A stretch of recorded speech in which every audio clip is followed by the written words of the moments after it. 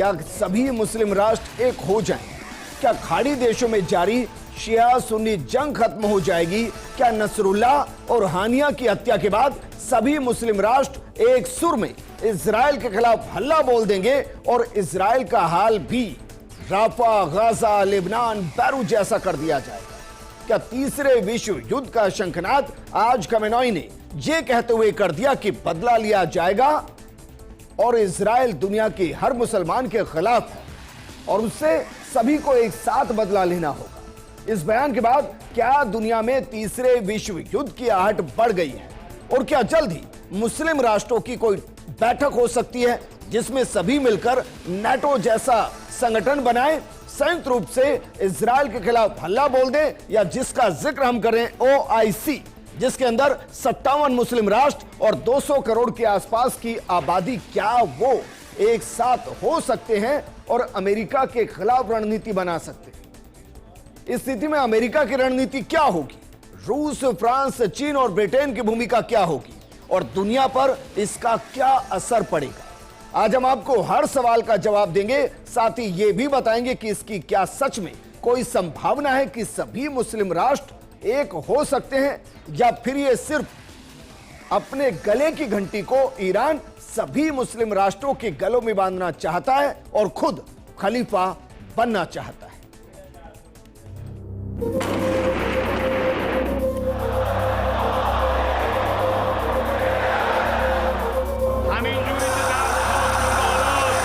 معنای این حرف اینه درخشان نیروهای مسلح ما در 2-3 شب قبل هم یک کار کاملا قانونی و مشروع بود.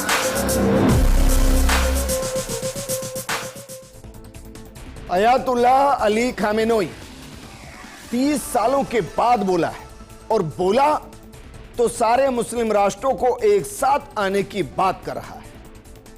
वो नसरुल्लाह को शहीद बताता है, वो हानिया को शहीद बताता है और कहता है कि इजराइल हर मुस्लिम राष्ट्र के खिलाफ, इसलिए मुस्लिम राष्ट्र को एक हो जाना चाहिए। तो चलिए सबसे पहले आपको बताते हैं अयातुल्लाह अली खामेनोई ये कौन है और किस विचारधारा के साथ ये बढ़ते हैं और किस तरीके से सभी के खलीफा बनने की कोशिश कर रहे हैं। जन्म हुआ 1939 में, जगह उत्तर पूर्वी शहर मशहद, पिता शिया धार्मिक गुरु अयातुल्लाह खुमैनी की मृत्यु के बाद पद मिला है। पढ़ाई मदरसों से की है। 1962 में अयातुल्लाह खुमैनी के आंदोलन में साथ रहा और खामेनोई कई बार जेल भी जा चुका और फिलहाल वो खलीफा बनने की तैयारी कर रहा है। नसरुल्लाह को सुपुर्द खाक किया गया, एक ऐसी जगह किया गया जिसके बारे में कोई नहीं जानता, क्योंकि डर है कि अगर कब्र का भी पता चल गया तो कहीं ऐसा ना हो कि इजराइल वहां पर भी बम दाग दे। क्योंकि जिस तरीके से नसरुल्लाह को मारा गया, हानिया को मारा गया, उसके बाद से ईरान बौखलाया हुआ है, क्योंकि हानिया को ईरान के अंदर घुसकर मारा गया और नसरुल्लाह को जब मारा गया तो उस दौरान वो लेबनान के अंदर 30 फीट नीचे था, वहां जाकर मारा। आज जिस तरीके से खामेनोई ने नसरुल्लाह को याद करते हुए मस्जिद के अंदर मीटिंग के दौरान जो बातें की, क्या मुस्लिम राष्ट्रों पर उसका असर पड़ेगा? तो चलिए समझिए खामेनोई की बड़ी बातें क्या रही। उसने कहा कि नसरुल्लाह की मौत हमारे लिए अपूर्णीय क्षति है, लेकिन हमारे लिए का मतलब क्या? क्या सिर्फ और सिर्फ इसका मतलब ईरान से है या सभी मुस्लिम राष्ट्रों से है? इसके अलावा जरूरत पड़ी तो इजराइल पर दोबारा हमला किया जाएगा, यह भी कहा गया है। हालांकि 181 जो मिसाइलें दागी गई उससे इजराइल के अंदर बहुत असर नहीं पड़ा। उसने कहा कि फलस्तीन पर दुश्मनों का कब्जा है, या दुश्मन का मतलब इजराइल। उसने कहा कि इजराइल हर मुसलमान का दुश्मन है, वो शिया का भी दुश्मन, सुन्नी का भी दुश्मन। खाड़ी देशों के अंदर शिया वर्सेस सुन्नी की बड़ी जंग है और इसलिए शायद इस बयान के जरिए खामेनोई चाहता है कि खाड़ी देश एक साथ आए। खामेनोई ने कहा कि इजराइल के मंसूबे कामयाब नहीं होने देंगे, इस जंग में अरब के मुसलमान भी हमारा साथ दें, फिलिस्तीनियों को इजराइल के खिलाफ लड़ना होगा वो वहां की आवाम को भड़का रहा है और कह रहा है कि वो भी हमास के हथियारों को उठा ले और इजराइल के खिलाफ जंग के मैदान में उतर जाए। खामेनेई ने कहा कि अक्टूबर को इजराइल पर हमास का हमला जायज है। जिस तरीके से हमास ने 1200 से ज्यादा इजरायलियों को घर में घुसकर मार दिया था, 250 से ज्यादा को अगवा कर लिया था, और उसी के बाद हमास के खिलाफ इजराइल के फलस्तीन के अंदर वो जंग शुरू हुई जिसमें राफा खंडर बन गया और गाजा लहूलुहान हो गया। उसको खामेनेई ने सही कहा और वहां की आवाम को भड़काते हुए कहा कि वो भी हथियारों को उठा ले और इजराइल के खिलाफ जंग के मैदान में उतर जाए। लेकिन सवाल यह है कि क्या खामेनेई ईरान की सेना को लेबनान के अंदर भेजेगा? क्या वो वहां की सेना को फलस्तीन के अंदर भेजेगा? क्या वो फलस्तीन में वहां के बेकसूरों को, जिनको हथियार उठाने के लिए कह रहा है, क्या उनको बचाने के लिए अपनी सेना का इस्तेमाल करेगा? क्या वो जानबूझकर सभी देशों को भड़का रहा है? क्योंकि जब हमास की बात होगी, हुती की बात होगी, हिजबुल्लाह की बात होगी, तो इनको अंतर्राष्ट्रीय स्तर पर आतंकी घोषित किया हुआ है। और हमास की वजह से राफा और गाजा का यह हाल हुआ, हुती की वजह से यमन का, और हिजबुल्लाह की वजह से लेबनान का। लेकिन सवाल यह भी है कि नसरुल्लाह की मौत कैसे हुई? क्या वाकई में इजराइल के जो मिसाइल्स है उसका वो शिकार हुआ, या मौत की वजह कुछ और है? इसको लेकर बाकायदा जो रिपोर्ट सामने आई वो कह रही है कि नसरुल्लाह की मौत दम घुटने से हुई। दरअसल इजराइल के हमले में हसन नसरुल्लाह मारा गया और नसरुल्लाह की मौत जहरीले धुएं की वजह से दम घुटने से हुई। वो बैरूत में हिजबुल्लाह के सीक्रेट बंकर के अंदर छिपा हुआ था। 27 सितंबर को इजराइल के हमले में उसकी मौत हो गई। इजराइल के चैनल 12 ने अपनी रिपोर्ट में बताया कि इजराइल हमले में नसरुल्लाह का सीक्रेट बंकर तबाह हो गया, जिससे नसरुल्लाह की जहरी धुएं में दम घुटने से मौत हो गई। जहरीले धुएं के कारण बंकर के भीतर सांस लेना मुश्किल था। हिजबुल्लाह चीफ हसन नसरुल्लाह जिस इमारत के अंदर था, आसपास के ब्लॉक में इजराइल ने 80 से 85 बंकर बस्टर बम गिराए। बंकर बस्टर यानी कि जमीन की गहराई में बने अड्डों को खत्म करने वाले बम। ये सतह के काफी नीचे जाकर भी तबाही मचाते हैं। नसरुल्लाह जिस इमारत में था वहां 30 फीट गहरा गड्ढा हो गया था, और जो गैस, जहरीली गैस जो मिसाइल से निकली, उसकी वजह से उसका दम घुटा और वो मर गया। और अब नसरुल्लाह के नाम पर पूरे अरब कंट्री को, या कहें कि ओआईसी के 57 देशों को खामेनेई एक करने की कोशिश कर रहा है। और वो 57 देश हम आपको दिखा रहे हैं जिनकी आबादी 200 करोड़ है, जिनको वो एक करने की बात कर रहा है, जबकि ईरान के अंदर खामेनेई के साथ पूरी आवाम नहीं है। वो देश इजराइल के उन इलाकों पर हमला करता है जहां कोई नहीं मरता है। वो हमास में बेकसूरों को बचाने के लिए अपनी सेना नहीं उतारता है, वो लेबनान में नहीं उतारता है, वो हुती में नहीं उतारता है, लेकिन वो खाड़ी देशों को एक करने की बात करता है। लेकिन जिनको एक करने की बात कर रहा है उनमें से जो आतंकवादी विंग अंतर्राष्ट्रीय स्तर पर है, उनके कितने कमांडर एक एक करके मार दिए गए हैं इजराइल की तरफ से, जरा इसको भी देखिए कि कितने आतंकी अभी तक मारे जा चुके हैं, कितने कमांडर मारे जा चुके हैं। सफेदून हिजबुल्लाह चीफ, ये इजराइल ने उड़ा दिया है। इसके अलावा हसन नसरुल्लाह हिजबुल्लाह चीफ उड़ा दिया गया है। इसके अलावा इब्राहिम अकील ऑपरेशन हेड, ये भी उड़ा दिया गया है। इसके अलावा फौद शुक्र सर्वोच्च कमांडर, इसको भी इजराइल ने टारगेट किया और मार दिया। विसम अल तवील कमांडर रावदा फोर्स, इसको भी मार दिया गया। Abu Hassan Samir Rawda force training head, इसको भी मौत के घाट उतार दिया। Taleb Sami Abdullah Nasir unit का कमांडर है, इसको भी मौत के घाट उतार दिया गया। और इसके अलावा जरा देखिए अली कराकी सर्दर्न फ्रंट कमांडर, इसको तो खैर नसरुल्लाह के साथ ही मार गिराया गया था। इसके अलावा मोहम्मद नासिर है अजीज यूनिट कमांडर, मौत के घाट उतार दिया गया। अबू अली रिदा बदर यूनिट का कमांडर है और ये अकेला इस वक्त अभी जिंदा है और जो इजराइल के निशाने पर है। हिजबुल्लाह की बदर यूनिट का ये कमांडर है और इसकी लोकेशन के बारे में कोई जानकारी नहीं है और शायद मोसाद को या इजराइल के सीक्रेट एजेंसी को भी नहीं है, वरना जो ये पूरी लिस्ट हमने दिखाई थी इसमें इसके नाम के आगे भी ये लिख दिया गया था कि ये मार दिया गया है। कमाल की बात देखिए कि जिस अरब कंट्री के अंदर ईरान एक दौर में खलीफा हुआ करता था और सबको रूल करता था, आज उसके सपोर्ट में कोई खड़ा नजर नहीं आ रहा और उसको कहना पड़ रहा है कि नसरुल्लाह और हानिया की मौत का बदला लेने के लिए सब राष्ट्रों को एक साथ आना चाहिए।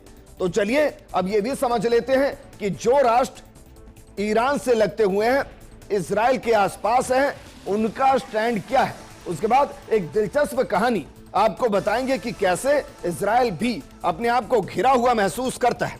लेकिन सबसे पहले जरा देखिए, सबसे पहले बात करते हैं इजराइल से लगते हुए उन अरब कंट्री के देशों की जो अपने आप में खाड़ी देश कहलाते हैं। जरा देखिए, ये ईरान ये कह रहा है कि ये जितनी कंट्री हैं जो खाड़ी देश की हैं वो उसके साथ आ जाए। अब एक एक करके शुरू करते हैं। शुरुआत करते हैं सऊदी अरब के साथ, क्योंकि ईरान और सऊदी अरब के बीच में अपने आप में टसल, क्योंकि ये शिया बाहुल्य है और ये कंट्री सुन्नी बाहुल्य है। तो जरा ये क्या कह रहे हैं, क्योंकि जो कहा जा रहा है वो कहा जा रहा है कि भाई सब एक साथ आ जाइए। सऊदी अरब के इजराइल के साथ बेहतरीन रिश्ते हैं, दोनों देशों के बीच एक मजबूत सुरक्षा समझौता है। इलाके में इजराइल की आक्रामकता की उसने निंदा जरूर की, संघर्ष विराम की बात की, लेकिन वो ईरान के समर्थन में आकर खड़ा नहीं हुआ। दूसरा जरा देखिए कि दूसरा जो देश है वो क्या ईरान के साथ खड़ा हुआ है। इसमें बात करते हैं यूएई की। यूएई, इसके अलावा संयुक्त राष्ट्र अमीरात ने जो प्रतिक्रिया दी वो लगभग ना के बराबर है। वो इस पूरे मामले के अंदर तटस्थ है, तो इसका भी मतलब ये कि वो ईरान के साथ नहीं खड़ा है। इसके अलावा बहरीन और ओमान, कतर। वहीं अगर बात करें सऊदी अरब, हम बता चुके हैं, कुवैत, ये जो देश हैं उन्होंने बयान जारी कर क्या कहा।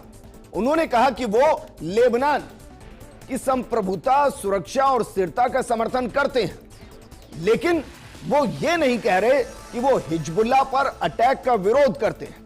वो ये भी नहीं कह रहे कि वो ईरान का समर्थन करते हैं। तो अब इसको भी काट दीजिए, इसको भी काटिए, इसको भी काटिए, इसको भी और इस देश को भी। इनमें से कोई ईरान के साथ अभी तक खड़ा हुआ नजर नहीं आ रहा है। एक और देश मिस्र, क्योंकि मिस्र सुन्नी बाहुल्य है, ईरान शिया बाहुल्य है। मिस्र ने कहा कि वो लेबनान की संप्रभुता के उल्लंघन को स्वीकार नहीं करता। यहां भी वही बात है, लेकिन वो ये नहीं कह रहा कि वो ईरान के साथ खड़ा है, वो ये भी नहीं कह रहा कि वो हिजबुल्लाह के साथ खड़ा है। यानी इस जंग में अगर जंग सीधी लेबनान से होगी तो फिर स्थिति अलग होगी, लेकिन जंग अगर हिजबुल्लाह के खात्मे की होगी तो जंग बहुत अलग होगी। मानकर चलिए फिलहाल की स्थिति में मिस्र भी नहीं खड़ा है। एक और देश का जिक्र करते हैं जॉर्डन का। जॉर्डन भी वैसे सुन्नी बाहुल्य है, लेकिन इस जंग के अंदर जॉर्डन फिलिस्तीनियों के साथ खड़ा है और वो दो देशों के सिद्धांत का समर्थन करता है। कमाल की बात देखिए, वो भी हमास के साथ नहीं खड़ा है। वो ये जरूर कह रहा है कि फिलिस्तीन और इजराइल दो अलग अलग देश होने चाहिए, दोनों की अपनी संप्रभुता होनी चाहिए, दोनों का अपना शासन होना चाहिए, लेकिन वो ये नहीं कह रहा कि हमास होना चाहिए। वो ईरान के समर्थन में भी नहीं है फिलहाल। तो जरा अब इसको भी काटिए। ये वो देश हैं जो खाड़ी देश है। तुर्की दरअसल सुन्नी बाहुल्य है और इजराइल के साथ इसके बेहतरीन राजनीतिक संबंध है, लेकिन अभी के हालात में तुर्की और इजराइल के संबंध बहुत ज्यादा मधुर नहीं है। तुर्की के राष्ट्रपति कई बार इजराइल के खिलाफ कड़ी प्रतिक्रिया दे चुके हैं, लेकिन अब सवाल यह है कि अगर तुर्की ईरान के खिलाफ जाता है तो तुर्की के अंदर आर्मी बेस है, अमेरिका का आर्मी बेस है, वहां सेना पहले से है अमेरिका की। इस स्थिति में क्या वो इजराइल के खिलाफ मैदान में आएगा, जबकि वो जानता है कि इजराइल के पीछे अमेरिका खड़ा हुआ है और वो ईरान की मुसीबत अपने मोल क्यों लेगा, क्योंकि तुर्की से ना सीधा संबंध हिजबुल्लाह का है, ना हमास का है और ना ही हूती का है। तो तीन आतंकवादी संगठनों पर अगर इजराइल अटैक कर रहा है तो तुर्की मौन हो सकता है, इजराइल का विरोध कर सकता है, लेकिन वो जंग के मैदान में इजराइल के खिलाफ इसलिए नहीं आएगा क्योंकि अमेरिका उसके पीछे होगा और अमेरिका ने बाकायदा आर्मी बेस तुर्की के अंदर बना के रखा है। तो फिलहाल के लिए यह भी मान लीजिए कि तुर्की भी साथ नहीं है।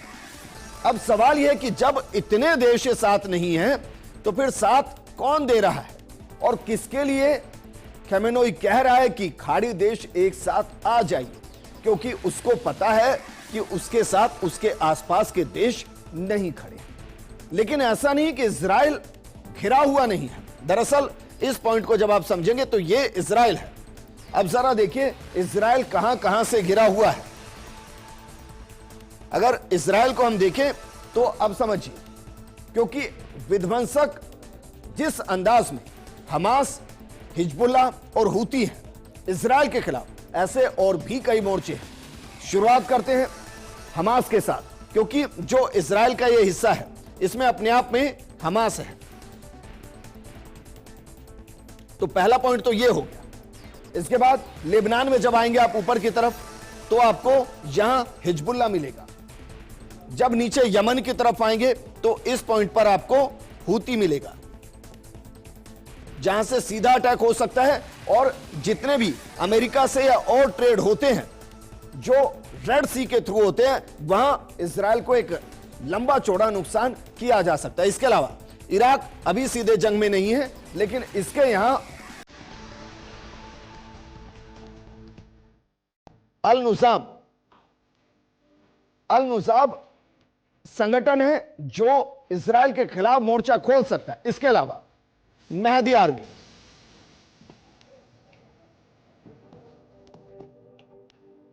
आर्मी भी इराक के अंदर है और वो इजराइल के खिलाफ मोर्चा खोल सकती है। मिस्र के अंदर दरअसल मुस्लिम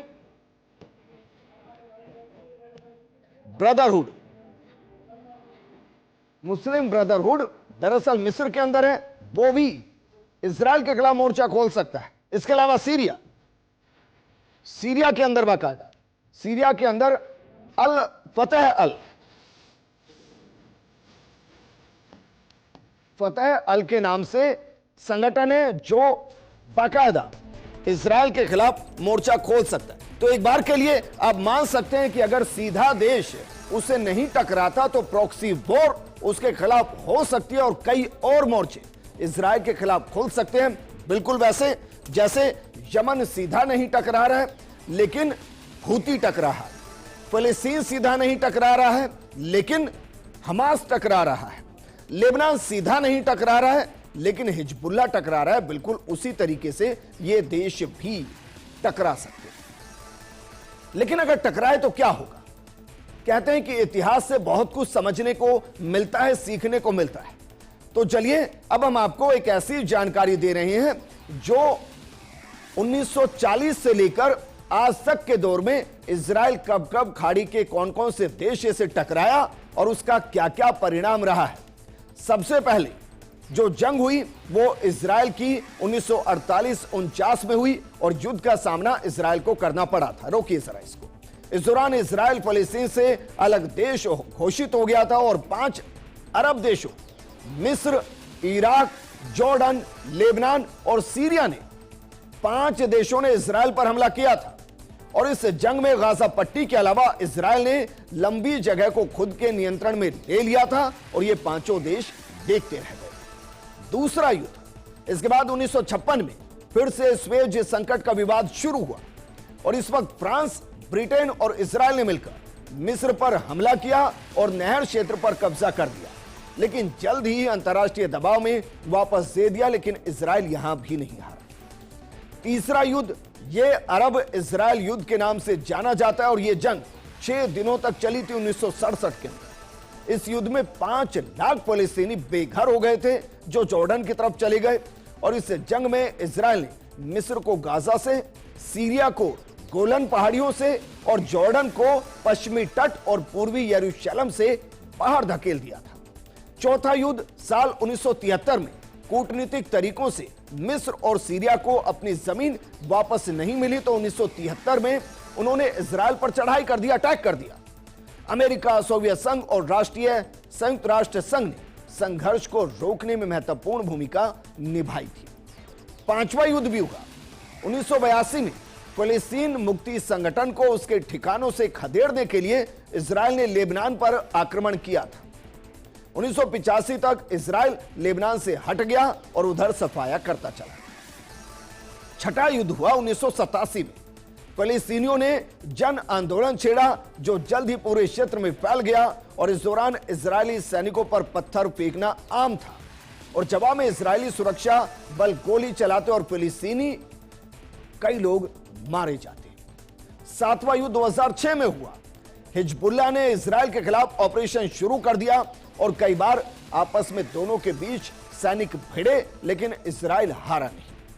आठवां युद्ध, यह जंग ज्यादा पुरानी नहीं है, बीते साल की बात है जब हमास ने इजराइल पर हमला कर दिया और फिर इजराइल ने कार्रवाई की। इसका नतीजा यह हुआ कि वहां न जाने कितने लोग मारे गए हैं। 1200 लोग तो वो हैं जो सिविलियंस बताए जाते हैं, लेकिन 35,000 से ज्यादा लोग मारे जा चुके हैं और वो आग हिजबुल्लाह और हूती तक पहुंच चुकी है। और आज अरब देश, खाड़ी देश वर्सेस इजराइल तक पहुंच रही है। नौवां युद्ध हुआ लेबनान में। पेजर अटैक के बाद फिर से इजराइल और लेबनान के बीच जंग का माहौल बनता हुआ दिखाई दिया। हर दिन एक दूसरे की तरफ से मिसाइलें दागी जा रही हैं और फिर से सैकड़ों लोगों के मारे जाने का सिलसिला शुरू हो चुका है। लेकिन इस जंग के अंदर भी इजराइल अभी तक ना हारा है और ना ही उसको कंट्रोल किया जा रहा है। एक और इंटरेस्टिंग चीज है, क्योंकि लेबनान के अंदर हिजबुल्लाह के सफाये की तरफ लगभग इजराइल बढ़ चुका है, लेकिन लेबनान के अंदर की स्थिति को आप देखेंगे तो वहां एक अलग कहानी मिलेगी जो बिल्कुल फिलिस्तीन के उल्टी है। क्योंकि फिलिस्तीन के जब आप मैप को देखेंगे तो वहां आपको एहसास होगा कि फिलिस्तीन बीते 50 सालों में तेजी से कम हुए और इजरायली बड़े हैं। लेबनान बिल्कुल उल्टा है। जरा देखिए लेबनान की स्थिति क्या हो चली है। 1932 के अंदर ईसाई थे 51% लेबनान के अंदर और सुन्नी 22%, शिया 19.6% थे। वर्तमान स्थिति में ईसाई हो चले हैं 32%, लगभग 19% कम हो चले हैं। सुन्नी यहां 10% बढ़ गए हैं और शिया यहां लगभग 11% के आसपास बढ़ गए हैं और पूरी स्थिति बदल गई है। अब वहां शिया और सुन्नी एक साथ हैं। हिजबुल्लाह सुन्नी समर्थक आतंकी संगठन कहा जाता है, हालांकि वहां अपने आप की एक अलग सियासत है। और सच्चाई यह भी है कि जो लेबनान है वो दुनिया के लगभग सबसे छोटे देशों में से एक है। लेबनान की गिनती दुनिया के सबसे छोटे देशों में होती है। इस पर रोमन, ग्रीक, तुर्कों और फ्रांसीसियों का राज रहा है। इस देश की आबादी करीब 55 लाख है। सीरिया पर फ्रांस ने कब्जा कर लिया और फ्रांस ने उसके बाद 1920 में सीरिया के पश्चिमी हिस्से को काटकर लेबनान बनाया। यही वजह कि लेबनान पर फ्रांस के कल्चर का असर आज भी दिखाई देता है और आज भी यहाँ के लोग अरबी भाषा के अलावा अंग्रेजी बोलते हैं और फ्रेंच बोलते हैं। लेबनान उत्तर और पूर्व में सीरिया से घिरा है, जबकि इसके दक्षिण में इजराइल और पश्चिम में भूमध्य सागर है। और यह हम इसलिए बता रहे हैं क्योंकि इजराइल की सेना सीधी वहां जा सकती है, लेकिन क्या ईरान अपनी सेना को लेबनान को बचाने के लिए उतारेगा? जो कह रहा है कि सब मुस्लिम राष्ट्र एक हो जाए, क्या वाकई में हो पाएंगे? तो देखिए, मोटे तौर पर तो हम बता रहे हैं कि 200 करोड़ के आसपास मुस्लिम आबादी है, लेकिन दुनिया में जो मुसलमान है वो कैसे बटे हुए हैं? दरअसल दुनिया में 20 बिलियन की आबादी मुसलमानों की है और इन सभी मुसलमानों का विश्वास इस्लाम धर्म में, बावजूद इसके 4 अलग अलग पंथों में बटे हैं, जिनमें मुख्य तौर पर शिया है, सुन्नी है, सूफी और अहमदिया है। इनमें सबसे ज्यादा आबादी 85% सुन्नी पंथ की है, लगभग 15% शिया की आबादी है और सबसे ज्यादा मुसलमान पूर्व एशिया और दक्षिण एशिया के देशों के अंदर रहते हैं। लेकिन जिसका जिक्र हमने किया, एक बार देखिए 4 तरीके से, हालांकि इसके अलावा जब आप इसके बाइफर्केशन में जाएंगे तो आपको मुस्लिम और भी कई हिस्सों में बटे हुए नजर आएंगे, लेकिन फिर भी सुन्नी मुसलमान, शिया मुसलमान, सूफी मुसलमान और अहमदिया मुसलमान, ये चार मोटे तरीके से हैं। और जब आप आएंगे खाड़ी देशों के अंदर तो मुख्य तौर पर वहां आपको शिया और सुन्नी ही मिलेंगे। चलिए चलते चलते आपको यह भी बताते हैं कि सुन्नी मुसलमान किसको कहा जाता है और शिया किसको कहा जाता है, ताकि आपको समझ में आए कि वहां विचारधाराएं कैसे बदली हैं और क्यों एक दूसरे के साथ वो खड़े नजर नहीं आते। मुसलमानों में सबसे बड़ी आबादी सुन्नी मुसलमानों की है। पूरी दुनिया में कुल मुसलमानों में लगभग 90% मुसलमान सुन्नी हैं। ज्यादातर सुन्नी मुसलमान इस्लाम की सबसे ज्यादा पारंपरिक और रूढ़िवादी धारा को मानते हैं। दरअसल सुन्नी शब्द ही अहल अल सुन्ना नाम के शब्द से आया, जिसका अर्थ होता है परंपराओं को मानने वाले लोग। जबकि शिया मुसलमान कौन है? मुख्य तौर पर सुन्नी मुसलमानों के मुकाबले इनकी आबादी दुनिया में बेहद कम है। शिया समुदाय की शुरुआत सबसे पहले एक राजनीतिक धड़े के रूप में हुई। शिया शब्द का अर्थ शियात अली यानी कि अली का दल। अली पैगंबर मोहम्मद के दामाद थे। अली और उनकी संतानों को ही मुसलमानों का नेतृत्व करने का अधिकार था, यह कहा जाता है। और शिया समुदाय का सबसे बड़ा चेहरा आज की तारीख में अयातुल्लाह अली खामेनोई है। और कमाल की बात देखिए, वो कह रहे हैं कि भाई सब एक साथ आ जाइए। लेकिन क्या वाकई में उनके कहने से सब एक साथ आ जाएंगे? मुझे लगता है इस प्रोग्राम के बाद आप बहुत अच्छे से समझ गए होंगे कि मुस्लिम राष्ट्र एक साथ इस मुद्दे पर नहीं आ रहे हैं। कोई ईरान की घंटी को अपने गले में नहीं बांधेगा, क्योंकि जंग सीधे किसी देश के खिलाफ नहीं है। जंग हिजबुल्लाह के खिलाफ, हूती के खिलाफ और हमास के खिलाफ है। और इसलिए शायद खामेनोई जो संवेदना के साथ ये कह रहे हैं कि नसरुल्लाह की मौत के बाद सबको मिलकर बदला लेना चाहिए, ऐसी संभावना वर्तमान में दिखाई नहीं दे रही है। लेकिन क्या मुस्लिम राष्ट्र एक होंगे? आप जरूर बताइएगा। इस प्रोग्राम में फिलहाल इतना ही, लेकिन आप बने रहिए फर्स्ट इंडिया न्यूज के साथ, क्योंकि खबरों का सिलसिला लगातार जारी है। नमस्कार।